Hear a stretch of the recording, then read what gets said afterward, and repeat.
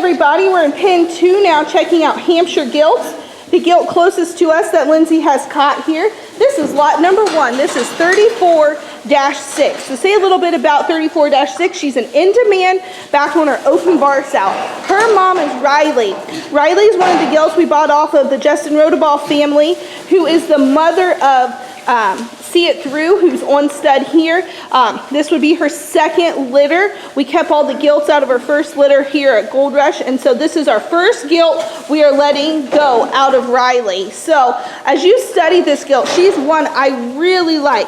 She's square at the ground, really cool fronted up through that front end, tall shouldered, really correct in terms of how she's put together. She's square out of the back side of that shoulder blade. She's level topped. You get behind her, she's really good in terms of that hip and hind leg placement and how she sets it down on the ground. One that gets out and moves really well, good in terms of center body dimension as well. See if she'll get out and go for us here. But one, guys, I think she's really good. One I'd have on my short list, and one that I'm really excited about to see what she gets out and does this winter. Again, that's going to be lot number 1. The gilt Lindsay has, this is 39-6, lot number 2. This girl's a little timid out here today, but her and Lindsay are friends. As you study her, she's really good on the side profile. She's tall at the point of her shoulder, really good out of that back, down her top shape, really square made at the ground, good in terms of centered body dimension and depth of body.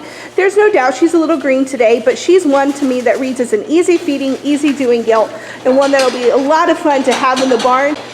Coming up here next, this is lot number 3. This is 39-7 out of World Pandemic. Guys, this is a gilt that I really like her basic build and function. She's square made from the ground up. You get on top of her, she's stout skulled. She's level down that top line, correct in that hip and hind leg. Really good in terms of that natural center body dimension she has as well. Now there's no doubt she's the greener, skinnier one of the pen today, and that's okay. She's not one you're going to take out and jackpot here next week, but she's one as you get into these January, February, March shows, she's going to be right on target in that big broody gilt class, but still has that look and design to her as you study her up through that front end.